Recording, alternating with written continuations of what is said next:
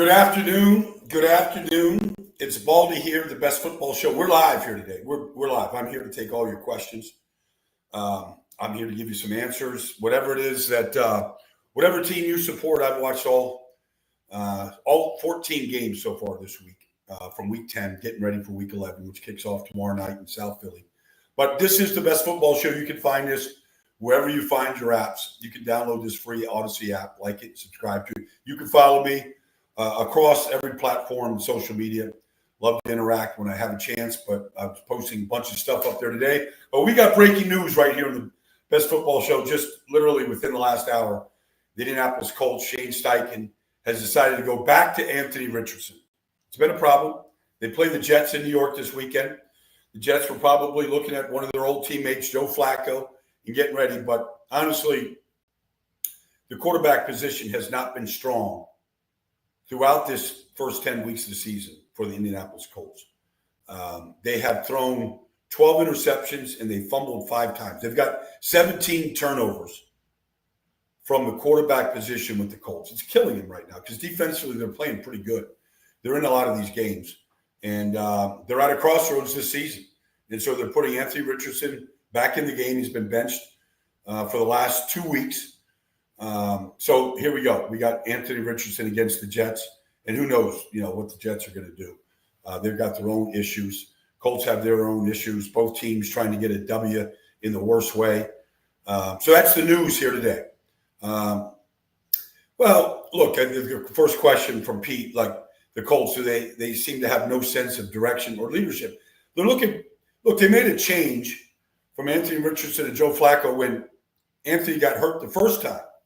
And they went to Joe Flacco, and he played really well against the Steelers and beat the Steelers, who we know is a good team. Played really well against Tennessee, helped win that game.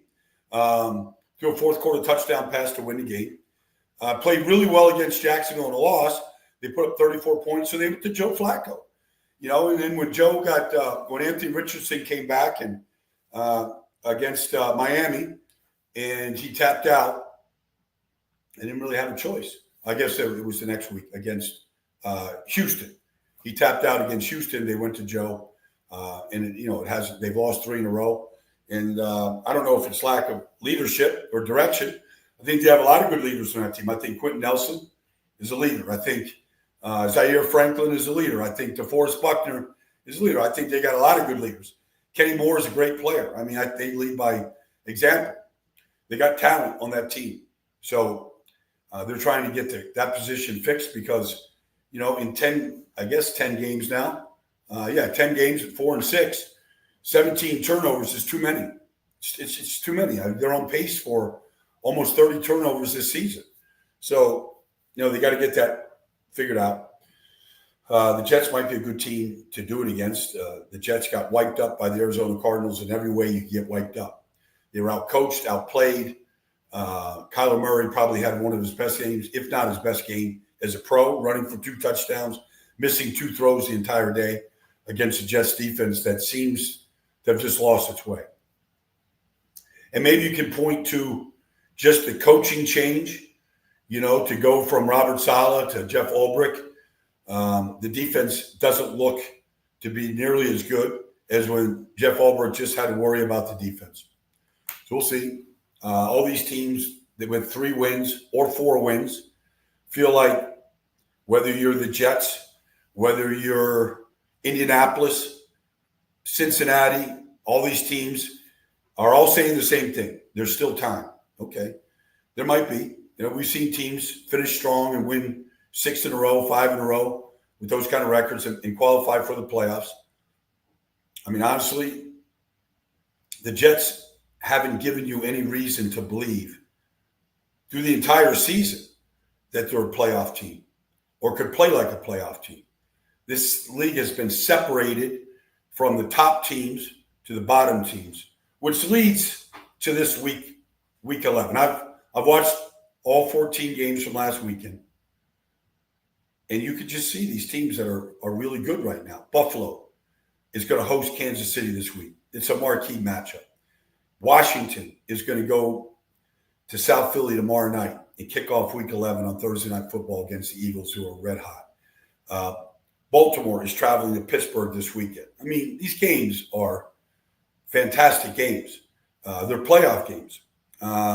What do the Eagles need to do on defense to stop Jaden Daniels? Anything in particular? Maybe keep him in the pocket. Well, the first thing is, since Jaden Daniels' rib injury right before on that game before Chicago, he really hasn't run very much.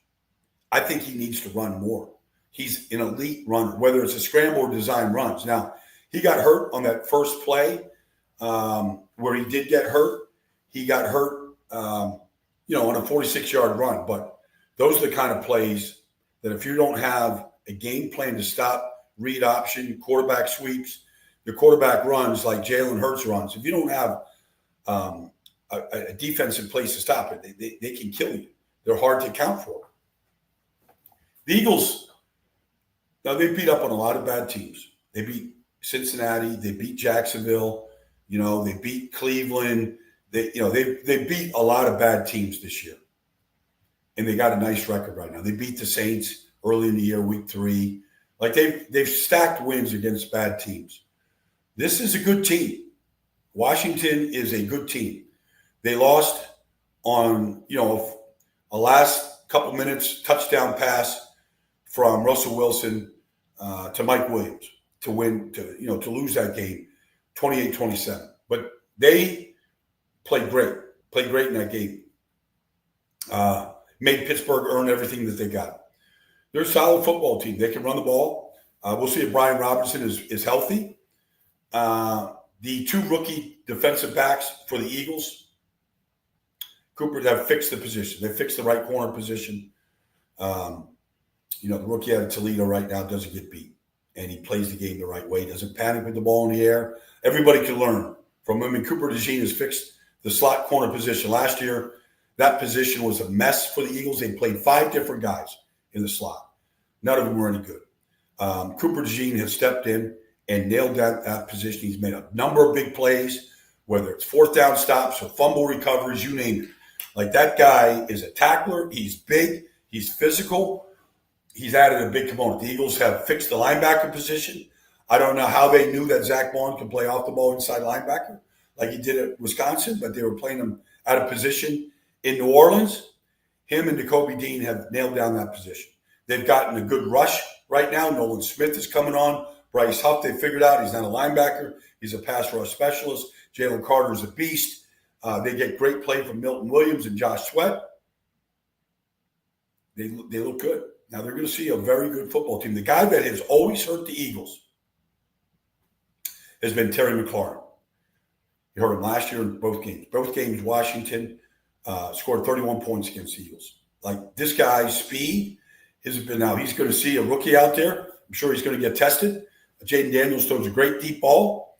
I can't wait to kind of watch it develop. I think Thursday night is going to be a must-see TV game. Now, let's go to this one. Let's see. Cleveland 28. Baldy, what do you see in my Steelers? How far do you think we can go? Well, just look at what Omar Khan and Andy Weidel did last week at the trade deadline, last Tuesday. They go out and get Preston Smith. He gets a sack in his first game as a Steel. He gets a tackle for a loss. He's playing opposite T.J. Watt. He's rotating in with Alex Highsmith. And when Nick Herbig comes back, they're going to be 4 deep at the outside linebacker spot. They go and get Mike Williams. Mike Williams plays 8 games for the Jets. Doesn't have a touchdown catch. He's a Steeler for 5 days, and he catches a touchdown pass, a game-winning touchdown pass from Russell Wilson. Obviously, Russell Wilson trusts him. He beat Benjamin St. Juste on 32-yard go route to win the game. You now have George Pickens, who's just exploding, and you have Mike Williams, and you have Van Jefferson and Calvin Austin in the slot.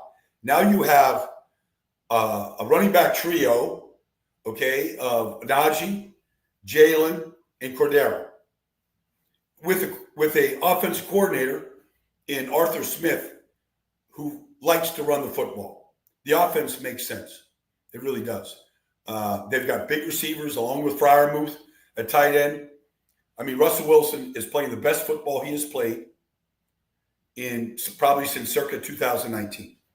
So he doesn't look slow. He doesn't look old. He looks fresh. He looks like he's having a great time. Uh, he's doing what Mike Tomlin thought he could do when he made that switch, which seemed fairly unpopular to the outside world. But I think Mike Tomlin knew that he had a good team. He had good chemistry, he had a good feel. And he needed a better passing game than what Justin Fields was giving him. If they were going to win playoff games, and that's what all the knock is on Mike Tomlin, hadn't won a playoff game since 2016, I believe, all that kind of chatter, he needed a better passing game, and Russell Wilson's providing it. I just want to go back to last week's game against Washington. The Steelers start a rookie center in Zach Frazier and a rookie right guard in Mason McCormick. So all you teams out there that are, hey, I can't get my offensive line together, can't get it fixed. Steelers drafted 3 offensive linemen. 2 of them are starting for them right now. And they're winning football games. And they're going to get tested this weekend against some big, strong, immovable objects in Baltimore. But if you look at Najee Harris's 3rd down run at the goal line and what they ran G power with Mason McCormick, all right, unbalanced line, Broderick Jones, a right tackle playing left tight end, Connor Hayward, an offset fullback, and they ran power, G power. Mason McCormick pulling up, Najee Harris stuck it in there. A lot of teams can't score from the goal line. Steelers did. They ran the exact same play, the exact same formation, the exact same call on 4th and 1 at the 44-yard line with the game in the balance. And they got 4 yards from Jaylen Warren. It's Steeler football. Mason McCormick looks like a Steeler. Zach Frazier looks like a Steeler. The Steelers can go far. They can go far. I mean, they beat Washington last week. Tough game on the road. TJ Watt was basically invisible. Now, that doesn't happen very often. I think this weekend, getting ready for Baltimore, I can tell you right now that Patrick Queen and Deshaun Elliott are going to be the captains for the Steelers. And you know why. Drafted by the Ravens. All right? Both playing for the Steelers.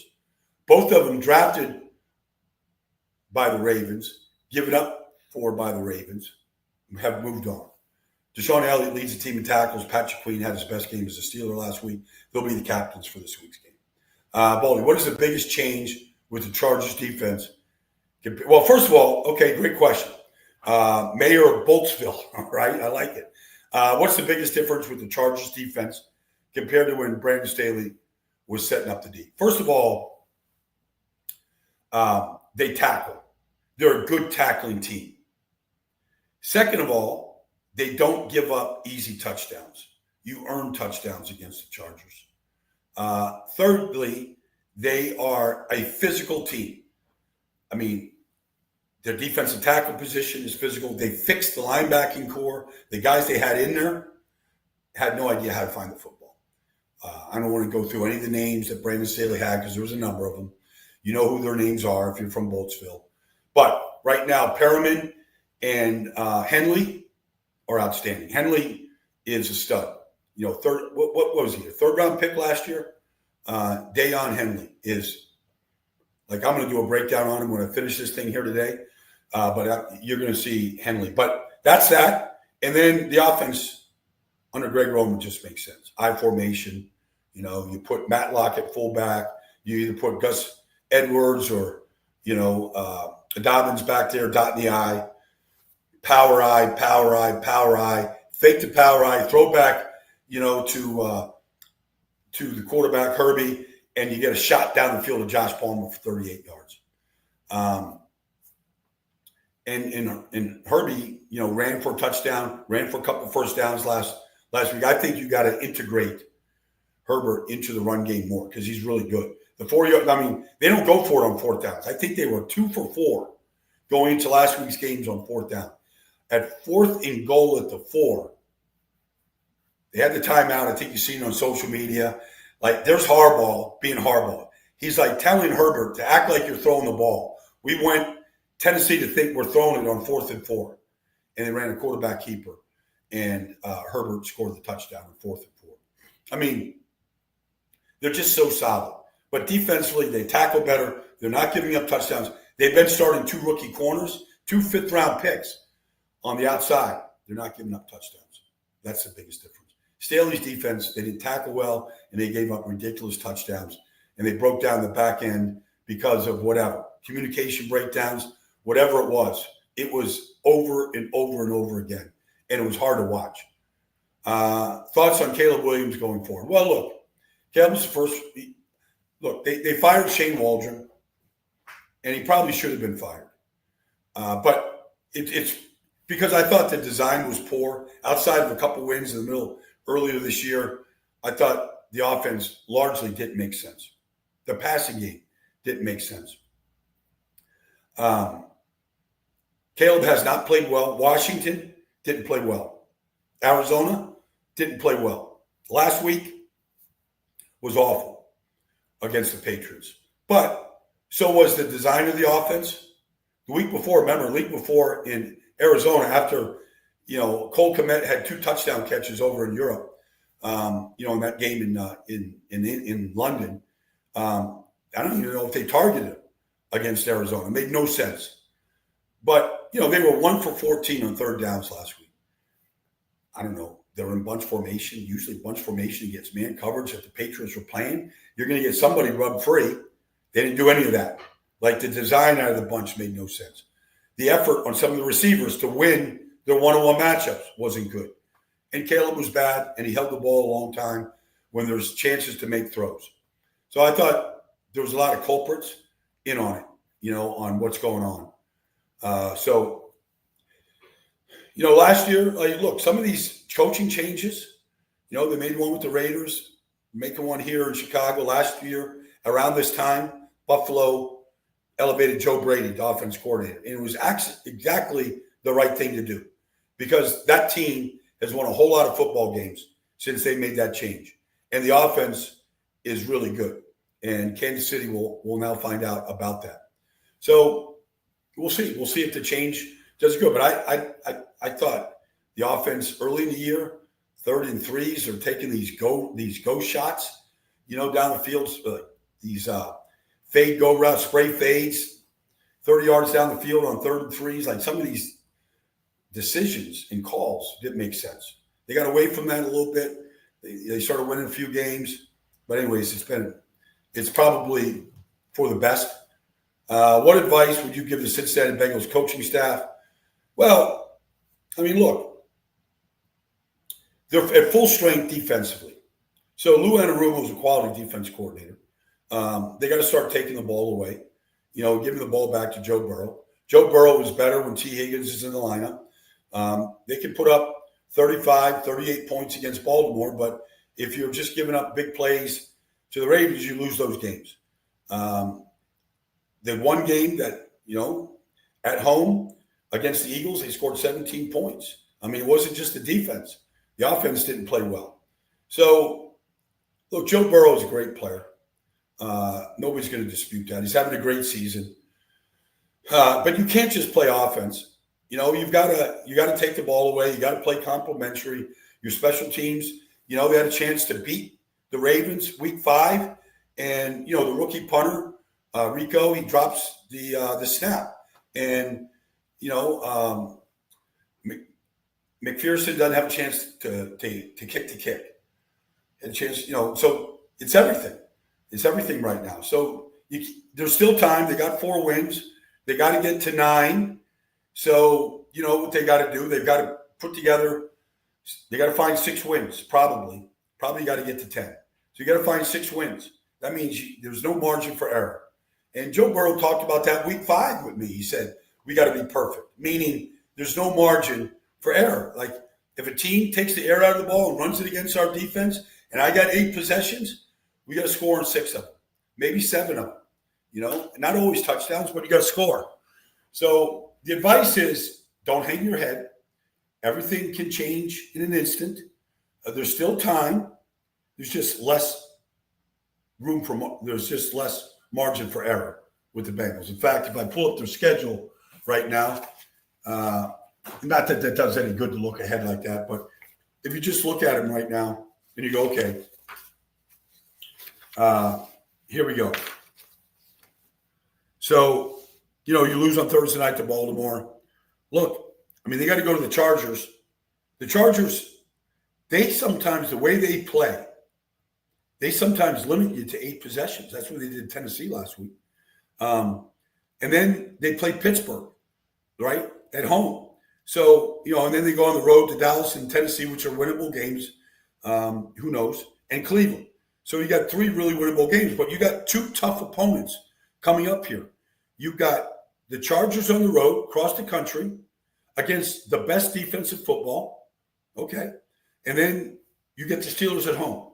And you know what that's all about. That's AFC North football. It's a bear. So they've got 2 tough games. And if you get to 6-6 and you go to Dallas, all right. You might be cooking. You might be able to get there. And then finish at Pittsburgh. And who knows? Maybe Pittsburgh's got something clinched and they don't have to play. And who knows? Who knows what that's all about?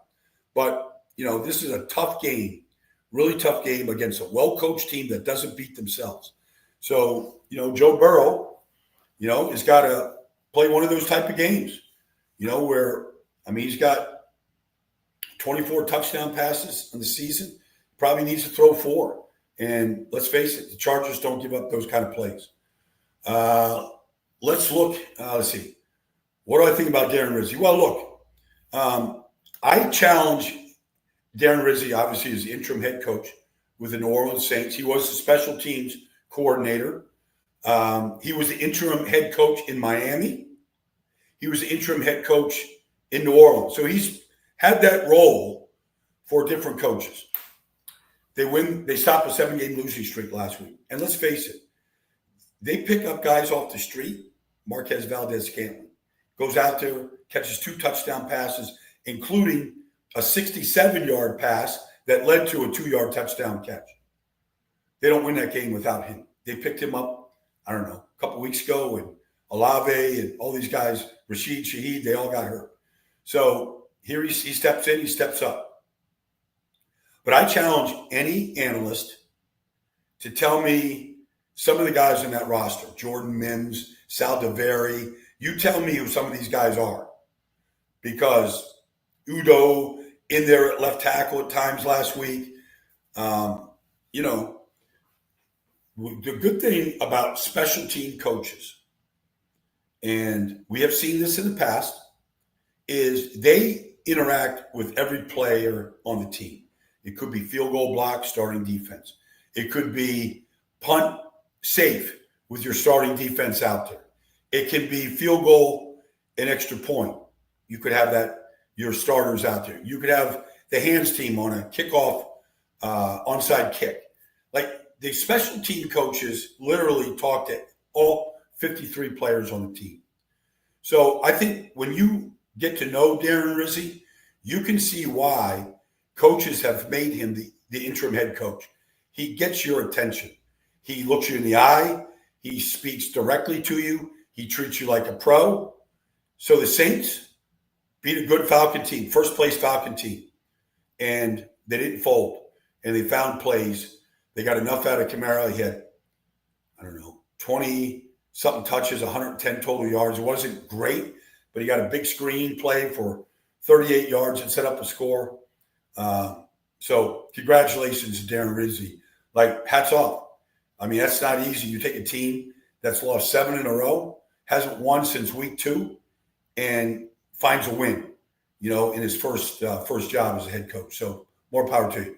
All right, let's see. How do you think the 49ers will do against the Seahawks? Well, I saw the 49ers last week, and obviously it was the return of Christian McCaffrey.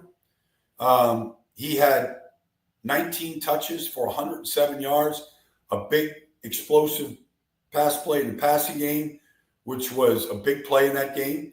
Brock Purdy under duress threw it up and let McCaffrey go get it. That's good. I thought McCaffrey looked pretty average in the run game, to be honest with you. Had a couple, 6-7 yard runs, but he had a lot of 1 yard runs against Tampa as well. So I didn't think he was great, but they are pretty much at full strength right now. Now, they still got waiting on the linebacker to come back from last year, but for the most part, they're pretty healthy. Here's the thing. Obviously, Jake Moody misses 3 field goals last week. Keeps the game winner.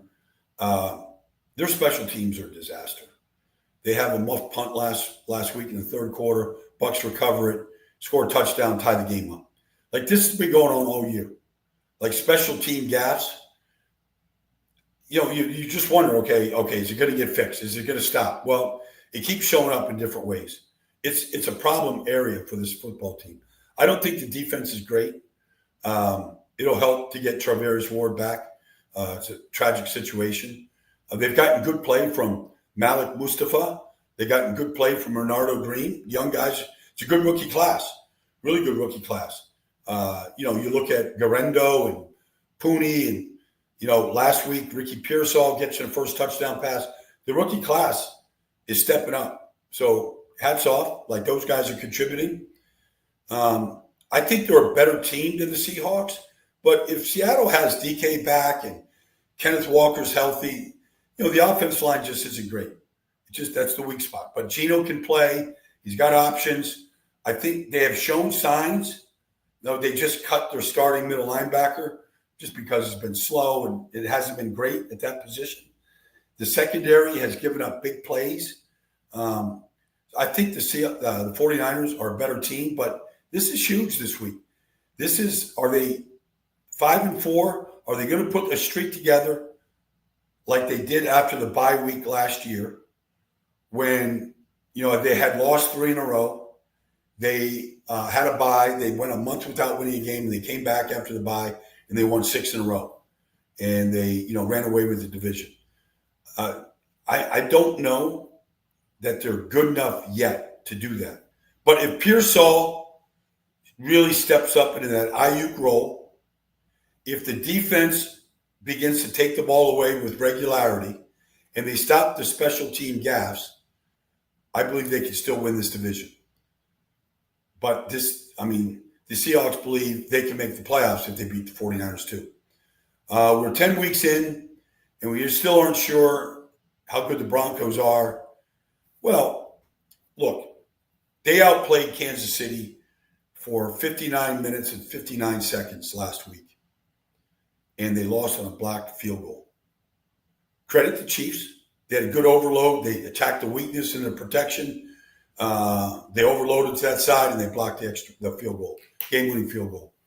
But Bo Nix has just continued to improve. Threw a beautiful touchdown pass to Cortland Sutton last week against the Chiefs' best corner, Trent McDuffie.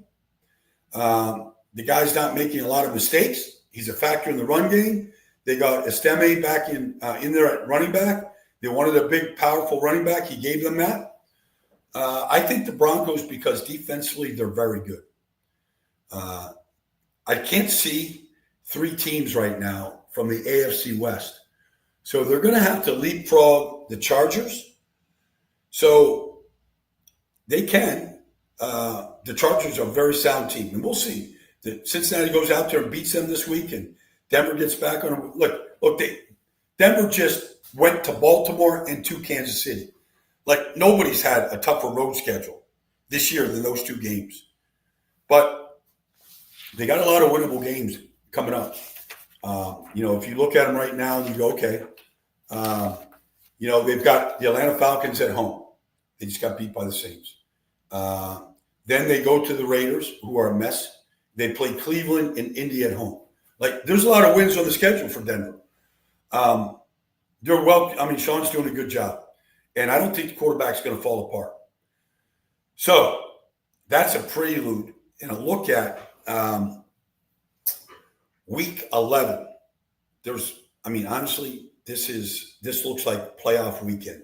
Philly, Washington, Buffalo, Kansas City, Cincinnati, Chargers, Baltimore coming to Pittsburgh. And I'm just going to finish with this, everybody.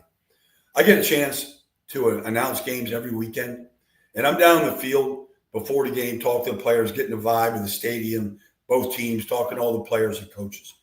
I wish every football fan around the world could spend one Sunday on a sidelines when the Ravens or Steelers are playing and just listen to the violence, listen to the hits, listen to the play, it will frighten you how hard this game is played. It's played at a completely different intensity level than any other game and any other rivalry in this league right now.